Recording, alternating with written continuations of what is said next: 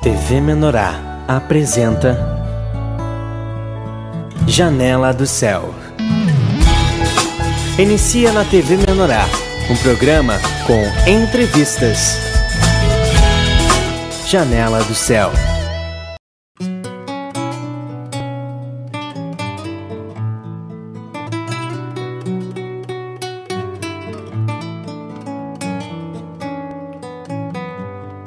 Boa noite, estamos em mais um programa Janela do Céu e nós estamos hoje aqui no Encontro de Presbíteros na Igreja de Caxias do Sul, todos os irmãos reunidos aqui para termos um momento de comunhão e aproveitamos então convidando o nosso irmão Marcos Melo, que é missionário da igreja, que está sempre em vários lugares, ministrando a palavra, de lugar em lugar, abrindo as igrejas e levando a palavra do Senhor, e ele vai compartilhar um pouquinho, nesse primeiro bloco, do seu testemunho pessoal, daquilo que Deus fez primeiramente no seu coração.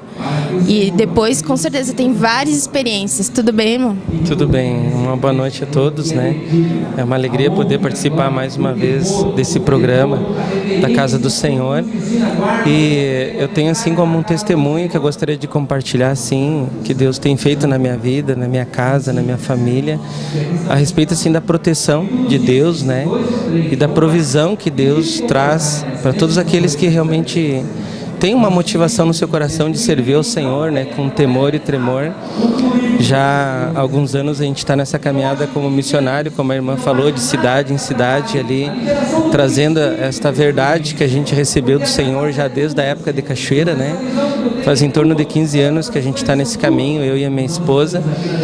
E a gente vê assim, a cada momento em que Deus assim consegue uma liberdade de nos envolver para servi-lo, a gente percebe assim o quanto Deus transforma dentro de nós, Então me recordo assim que logo quando eu vim para essa caminhada com Jesus, a nossa preocupação sempre é a questão assim da provisão natural, proteção natural, enfim, status, reconhecimento, tentar montar o nosso império natural, para que quando vir aquela idade mais difícil, conforme diz Eclesiastes 12, a gente possa ter uma segurança, E eu creio que isso é um sentimento e uma preocupação de todas as pessoas, de ter uma velhice, tranquila e que tenha assim uma segurança, Mas quando a gente vem para Jesus parece que é bem diferente, A gente vai aprendendo e vai percebendo que realmente a nossa segurança, a nossa proteção, a provisão, a confiança só vem do Senhor,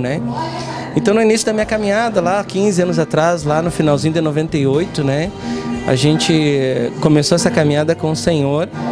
E a tônica da minha busca do Senhor era justamente saciar esse medo que eu tinha de um dia ficar velho, e não ter essa proteção que o mundo coloca no nosso coração como importante, Mas assim, a cada ano que se passou eu percebi que aquele que confia no Senhor e acredita nas palavras de Deus, tem até um cântico que diz, um nada que tudo tem, Você fica se alegrando em não ter nada, mas tendo a confiança de sempre quando precisar, a tua necessidade é suprida, E em cada missão, assim, eu tenho visto, assim, que tudo que está escrito na palavra é realmente verdade, Mateus 6,33, que é um versículo, assim, muito usado por nós, e nos momentos, assim, de dificuldade e desafio na caminhada, eu lembro muito desse versículo, E aí a gente coloca em prática nessa essência de buscar o Senhor em primeiro lugar, e realmente Deus tem acrescentado tudo, Então logo quando a gente saiu de Cachoeira,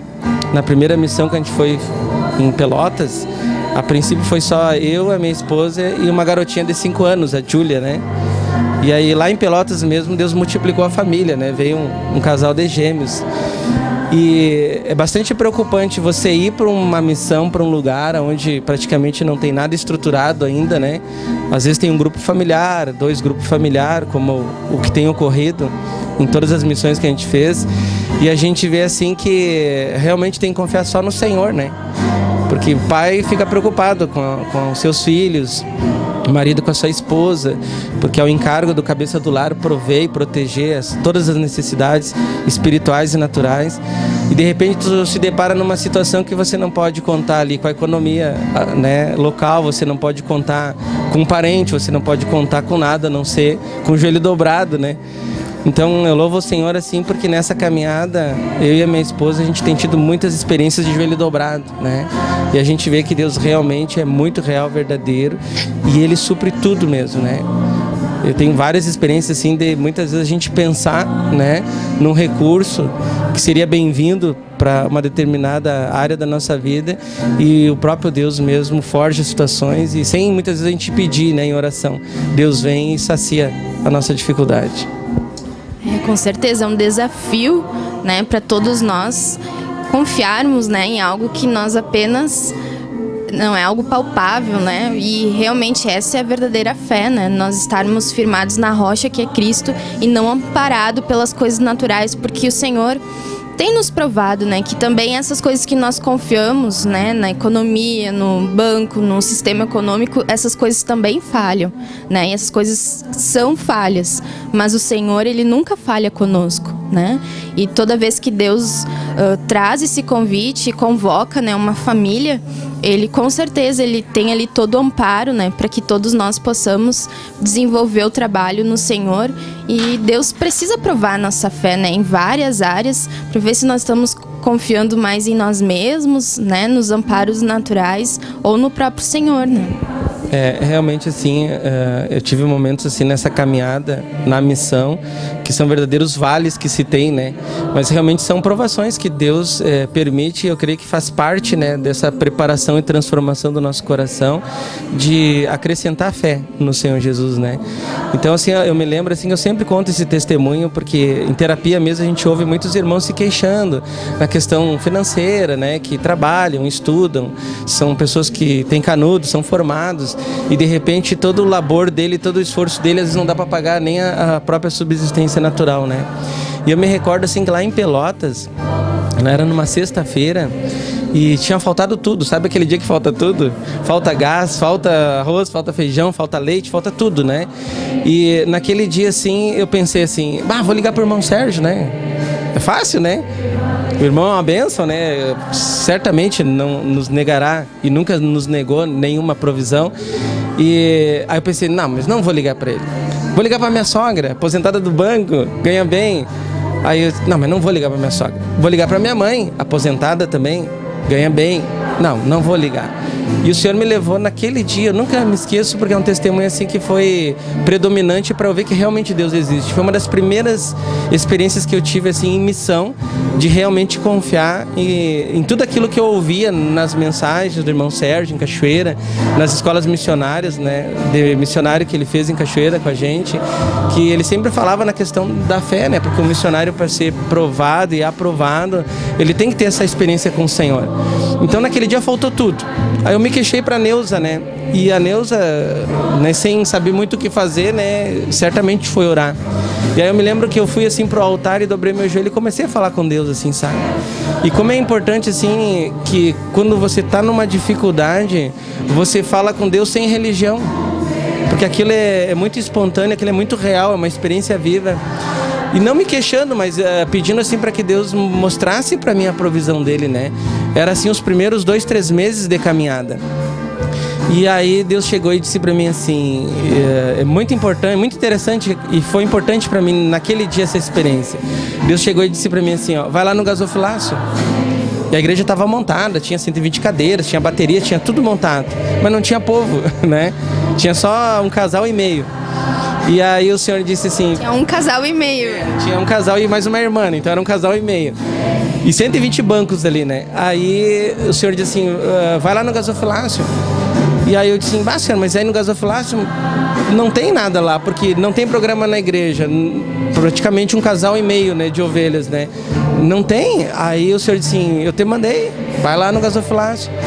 E eu fui, irmãos, assim, parece assim, ó, é quase uma coisa irreal. Só quem tem essas experiências sabe, assim, que realmente Deus é muito real. Aí eu cheguei na frente do gasofilácio, o gasofilácio mais ou menos da altura, assim, do meu umbigo, e o Senhor mandou eu abrir. E eu abri o gasofilácio. E eu dizendo para Deus, Deus, eu sei que não tem. E eu dizendo, Deus, eu sei que não tem. E Deus dizendo, eu te mandei, abre o gasofilácio. E eu abri o gasofilácio com os olhos fechados. E coloquei a minha mão assim aberta dentro do gasofilácio. E eu disse, Deus, eu sei que não tem. Mas eu tinha, na verdade, medo de encostar no chão do gasofilácio, porque talvez poderia ter alguma coisa, né? E o Senhor disse assim, agora pega e fecha a mão. E eu chego a me arrepiar assim, porque é uma experiência assim muito...